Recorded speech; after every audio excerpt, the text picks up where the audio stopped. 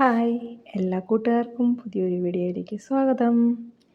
ഇന്ന് എൻ്റെ ജീവിതത്തിൽ ഒരു ചെറുതല്ല കേട്ടോ, വലിയൊരു സന്തോഷം എൻ്റെ കൂട്ടുകാരോട് പങ്കുവയ്ക്കാനാണ് കേട്ടോ ഇന്നത്തെ വീഡിയോ. എന്താണെന്നറിയോ, എൻ്റെ ഡിസൈൻ ചെയ്ത സാരി മനോരമ ന്യൂസ് പേപ്പറിൽ വന്നു. അത് എത്രത്തോളം സന്തോഷം ഉണ്ടാക്കിയെന്ന് പറഞ്ഞറിയിക്കാൻ വയ്യ കേട്ടോ.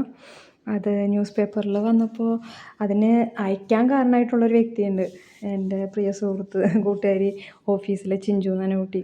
നമ്മുടെ അതിഥി ആരാധ്യ വ്ളോഗില്ലേ, അത് എൻ്റെ ആ ചാനൽ മെയിൻറ്റെയിൻ ചെയ്യുന്ന ആളാണ് കേട്ടോ ചിഞ്ചു. അപ്പോൾ ന്യൂസ് പേപ്പർ കണ്ടപ്പോൾ നിർബന്ധിച്ച് എന്നോട് അയക്കാൻ പറയുമായിരുന്നു.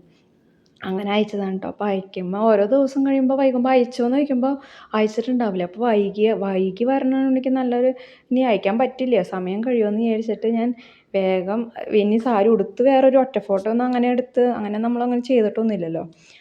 അങ്ങനെ അനിയൻ്റെ നിശ്ചയത്തിന് എടുത്തൊരു ഫോട്ടോ ക്രോപ്പ് ചെയ്തിട്ട്, ആ കുട്ടിയുടെ കൂടെ നിൽക്കുന്ന ഫോട്ടോ ക്രോപ്പ് ചെയ്തിട്ട് എൻ്റെ ഫോട്ടോൻ്റെ ഭാഗം മാത്രം എടുത്ത് ഡിസ്ക്രിപ്ഷൻ എഴുതി അയച്ചു കൊടുക്കാറുണ്ട്. അപ്പോൾ അത് ക്ലാരിറ്റിയിലൊന്നും നല്ല എടുത്താണ്, അത് സൈഡ് ചെരിഞ്ഞല്ലേ നിൽക്കണേ.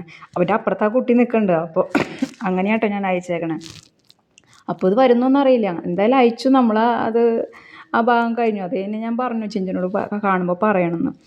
അങ്ങനെ ഞാൻ ഈ കഴിഞ്ഞ ദിവസം 3-ാം തീയതി ഇങ്ങനെ അടുക്കളയിൽ പാചകം ചെയ്തുകൊണ്ടിരിക്കും, പെട്ടെന്ന് ഫോൺ വന്നാൽ സ്വതവേ ഞാൻ എടുക്കാറില്ല. ഇത് വാട്സപ്പിൽ കോൾ വന്നു. എനിക്ക് എന്താ വെച്ചാൽ അല്ലാണ്ട് ഇവിടേക്ക് റേഞ്ച് ഇല്ല, വീട്ടിലേക്ക്. എൻ്റെ ഫോണിന് എന്തോ കംപ്ലയിൻ്റ് ഉണ്ട്. അപ്പോൾ വാട്സപ്പിൽ കോൾ വന്നപ്പോൾ ഞാൻ ചിഞ്ചു വിളിച്ചപ്പോൾ ഞാൻ ശരിക്കും പേടിക്കുകയാണ് ചെയ്തത്. കാലത്ത് തന്നെ അങ്ങനെ വിളിക്കേണ്ട ആവശ്യമില്ലല്ലോ.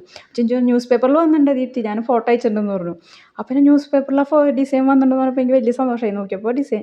അപ്പോൾ തന്നെ ഞാൻ ആ ഫോട്ടോ അങ്ങനെ എൻ്റെ അടുത്ത് സ്റ്റാറ്റസ് ഇട്ടു. അപ്പോൾ ചേട്ടൻ പറയാണ്, ഇത് ക്ലിയർ അല്ലല്ലോ, എന്നിട്ട് ഈ ഫോട്ടോ ആണോ സ്റ്റാറ്റസ് ഇട്ടേ? അപ്പോൾ ഞാൻ വിളിച്ചു, അപ്പോൾ എങ്ങനെ ചെയ്യാം? അപ്പോൾ ഓൺലൈനിൽ ഇങ്ങനെ കിട്ടും, അതിൻ്റെ ശരിക്കും നല്ല പ്രിൻ്റ് കിട്ടും പറഞ്ഞു. എന്നിട്ട് ചേട്ടന് വേഗം ഓൺലൈൻ ന്യൂസ് എടുത്തിട്ട് അതിന് പ്രിൻ്റ് എടുത്ത് തരാമായിരുന്നു. അപ്പോൾ തന്നെ അതിന് സ്റ്റാറ്റസ് ഇട്ട് അപ്പോൾ അടുക്കളയിലെ പണിയൊക്കെ എന്നിട്ട് വേഗം ചെയ്ത് തീർക്കാമായിരുന്നു. എന്താ ഒരു തുള്ളിച്ചാടാനും ഒക്കെ ഉള്ളൊരു സന്തോഷമായിരുന്നു കേട്ടോ.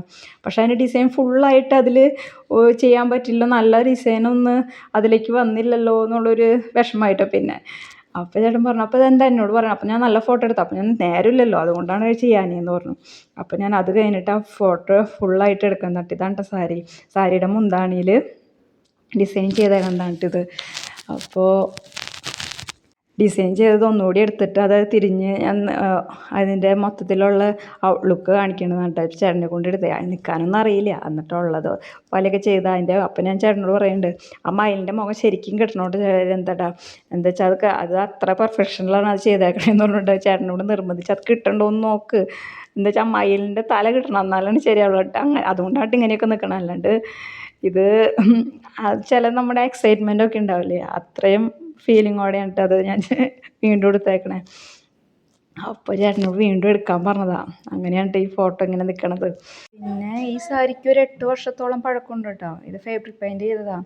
ഇപ്പോഴും അതിനെ ഞാൻ തുടക്കത്തിൽ കാണിച്ചില്ല, ഇപ്പോഴും ആ ഡിസൈനിലൊരു കോട്ടം സംഭവിച്ചിട്ടില്ല, പെയിൻ്റ് ഒന്നും പോകാണ്ട് അത്ര കണ്ട് പെർഫെക്ഷനിലാണ് കേട്ടോ ഇപ്പോഴും അതിരിക്കണേ. ഇത് ഹാൻഡ് വാഷാണ് കേട്ടോ ചെയ്യാറ്.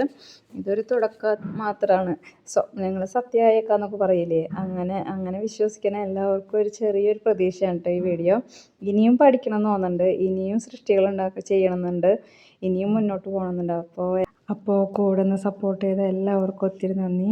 കൂടെ എൻ്റെ കുടുംബത്തിനും പ്രത്യേകിച്ച് ചിഞ്ചുവിനും പറഞ്ഞറിയിക്കാൻ പറ്റാത്ത നന്ദിയും കടപ്പാടുണ്ട്. അത്ര കണ്ട് സന്തോഷമുണ്ട് കേട്ടോ. എന്താ വെച്ചാൽ പറഞ്ഞറിയിക്കാൻ പറ്റില്ല, ആ ഫീലിംഗ് അനുഭവിച്ചവർക്ക് അറിയാൻ പറ്റും. ഇത് ചെറിയൊരു ഇതായിരിക്കും ചിലപ്പോൾ എല്ലാവർക്കും, പക്ഷെ അതെനിക്ക് അത്ര കണ്ട് സന്തോഷം തരുന്നുണ്ട് കേട്ടോ. ഇതിപ്പോൾ കുറേ നാളുകൾക്ക് ശേഷം ഇപ്പോൾ നമ്മൾ ജോലി ചെയ്യണ അത് കഴിഞ്ഞു, അല്ലാണ്ട് വേറെ ഒന്നും ഉണ്ടായിരുന്നില്ല. ഇപ്പോൾ ഒരു വലിയൊരു സന്തോഷമായിരുന്നു. ആ സന്തോഷം നമ്മുടെ കൂട്ടുകാരോട് ഷെയർ ചെയ്യാനും പറ്റി. അങ്ങനെ ഒത്തിരി സന്തോഷവും അഭിമാനവും. Thank you.